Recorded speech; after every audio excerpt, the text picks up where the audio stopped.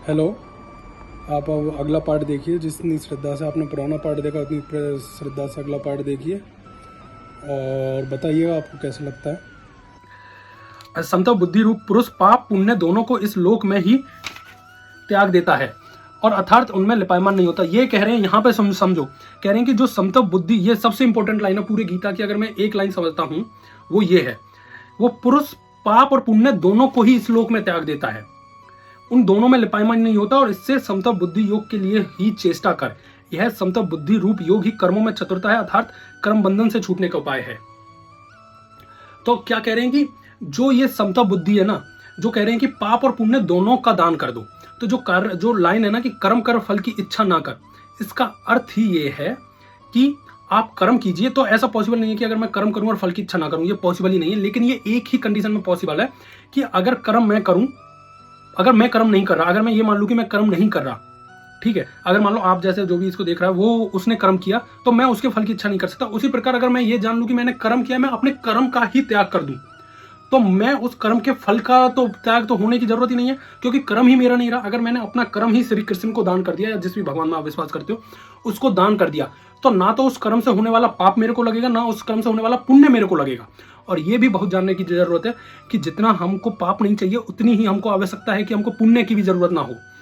हम अपने ये जो पुण्य की प्राप्ति होती है ना कि आज अच्छा काम कर दिया, किसी की हेल्प कर दी, ये कर दी, तो इससे जो आत्मा को अहंकार अहम मिलता है, ये जो शरीर को अहम मिलता है ना, ये है पुण्य। पुण्य अगर वो जो पुण्य का वो होता है वो अहम की वृद्धि हो रही है, अहंकार की वृद्धि होती है।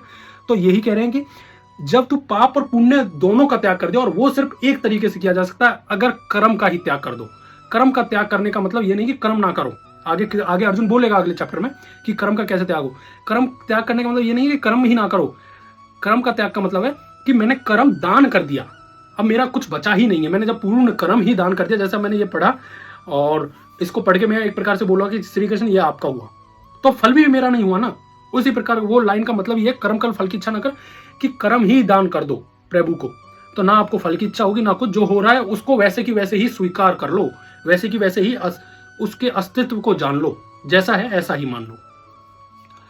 तो हम बहुत आगे निकल गए उस बात से, क्योंकि बुद्धि योग युक्त ज्ञानीजन कर्मों से उत्पन्न होने वाले फल को त्याग कर जन्म रूप से बंधन से छूटे हुए निर्दोष अर्थात अमृत में परम पद को प्राप्त होते हैं। क्योंकि ये कह रहे हैं कि जो बुद्धि योग ज्ञानीजन है वो कर्मों को के फल को त्याग देते हैं और वो जन्म रूप के बंधन से छूट जाते हैं। हे अर्जुन, जिस काल में तेरी बुद्धि मोह रूप दलदल को के बल को बिल्कुल तर जाएगी, तब तू सुनने योग्य और सुने हुए वैराग्य को प्राप्त होगा। यहाँ पे जानने की जरूरत है, मान लो जैसे मैं बोल भी रहा हूँ या जो आप सुन रहे हो, इस समय काल में, काल का मतलब ये नहीं होता कि बहुत आज का समय, कल, जिस भी समय में तेरी बुद्धि ये जानने के योग्य हो जाएगी, जिस समय ही आपकी बुद्धि ने ये जान लिया, उसी समय आप वैराग्य को प्राप्त हो जाओगे। जिस समय आपने अपने आप को जैसे हो वैसे स्वीकार कर लिया और दूसरे को दूसरे की तरह स्वीकार कर लिया और दूसरे को जान लिया ये भी श्री कृष्ण है और मैं भी श्री कृष्ण हूं, दोनों के अंदर एक ही अंश बैठा है, उस समय सब कुछ तर जाएगा। जब तेरी अनेक प्रकार के सिद्धांतों को सुनने से विचलित हुई बुद्धि परमात्मा के स्वरूप में अचल और स्थिर ठहर जाएगी, तब तू समतव रूप योग को प्राप्त होगा। तो कह रहे हैं जब इधर उधर नहीं जाएगी बुद्धि। इस प्रकार भगवान के वचनों को सुनकर अर्जुन ने पूछा, हे केशव, समाधि में स्थित स्थिर बुद्धि वाले पुरुष का क्या लक्षण है और स्थिर बुद्धि वाला पुरुष कैसे बोलता है, कैसे बैठता है, कैसे चलता है। उसके उपरांत श्री कृष्ण बोले, हे अर्जुन, जिस काल में मनुष्य के मन में स्थित संपूर्ण कामनाओं का त्याग हो जाए, उस काल में आत्मा से ही आत्मा में संतुष्ट हुआ स्थिर बुद्धि वाला कहा जाता है। तो डेफिनेशन क्या है स्थिर बुद्धि की?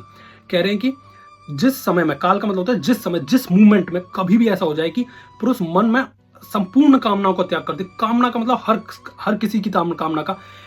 एक इसमें बहुत बड़ी बात है, भगवान को प्राप्त होने की कामना भी तो कामना है, भगवान को चाहने की कामना भी तो कामना है।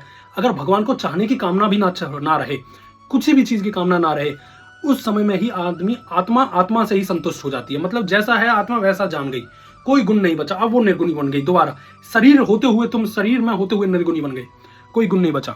और वो मूवमेंट आप स्थिर बुद्धि वाले कहा जाते हो।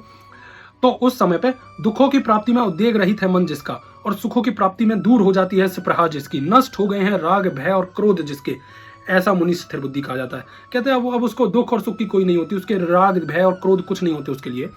और जो पुरुष स्वार्थ स्नेह रहित हुआ है, उन शुभ और अशुभ व्यक्ति, शुभ ना उसको लिए शुभ होता है कुछ, ना अशुभ होता है, ना अच्छा है ना बुरा है, सब बुद्धि स्थिर हो गई है। और जैसे कछुआ अपने अंगों को समेट लेता है अपने अंदर, वैसे ही यह पुरुष अपने ओर से अपने इंद्रियों को इंद्रियों के विषय से समेट लेता है। तो भगवान ने हमको इंद्रियां दी हैं, ठीक है, तो कह रहे हैं कि इस इंद्रिय को इंद्रियों के विषय से ही समेट लेगा, अब उसको इस चीज़ों से किसी चीज़ से कोई फर्क नहीं पड़ेगा। तो उस समय पर जो बुद्धि स्थिर है, यद्यपि इंद्रियों के द्वारा विषयों को न ग्रहण करने वाले पुरुष भी केवल विषय तो निर्वृत्त हो जाते हैं, परंतु राग नहीं निर्वृत्त होता। इस पुरुष का तो राग भी परमात्मा को साक्षात करके निर्वृत्त हो जाता है। कह रहे हैं जो ये स्थिर बुद्धि वाला पुरुष है, इसका जैसे कह रहे हैं कि कुछ लोग ऐसे हैं जो इंद्रियों को द्वारा विषयों को न ग्रहण करते हैं, कि जैसे कि कहते हैं कि ना मुझे सुख हो रहा ना कुछ हो रहा, लेकिन वो तब भी विषयों में निवृत्त हो जाते हैं। लेकिन जो ये स्थिर बुद्धि वाला पुरुष है, इसको तो कुछ भी नहीं लगता, इसको तो ना कोई राग लगता ना द्वेष लगता। और हे अर्जुन, जिससे कि ये यत्न करते हुए बुद्धिमान पुरुष के भी मन को यह परमथन स्वभाव वाली इंद्रियां बलात् हर लेती हैं। इसलिए मनुष्य को चाहिए उन संपूर्ण इंद्रियों को वश में करके समाहित चित हुआ मेरे परायण स्थित होवे, क्योंकि जिस पुरुष की इंद्रियां वश में होती हैं उसकी ही बुद्धि स्थिर है। जिसकी ये इंद्रियां वश में है और इंद्रियों का जो मालिक है वो मन है, आगे पर बात करेंगे, मन और मन का मालिक बुद्धि है। और लेकिन जो स्थिर पुरुष है उसके लिए बुद्धि भी खत्म हो चुकी होती है, ये आगे बात करेंगे कैसे बात करते हैं, तो उसकी ही बुद्धि स्थिर होती है। तो अगर आपको ये सब गीता सुनना अच्छा लगता है या आपको लगता है कि ये सही है, तो आप इसे अपने लिए सब्सक्राइब कर सकते हो। और मुझे किसी ने बताया कि लाइक एंड शेयर करने से क्या होता है, यूट्यूब का एल्गोरिथम काम करता है कि ज़्यादा लोगों तक पहुँचे और ये हो। और अगर आपको लगता है कि ये चीज़ें ज़्यादा लोगों तक पहुँच चाहिए तो आप इसको लाइक और शेयर भी कर सकते हो। Although personally it's up to you, however you feel it. Thank you.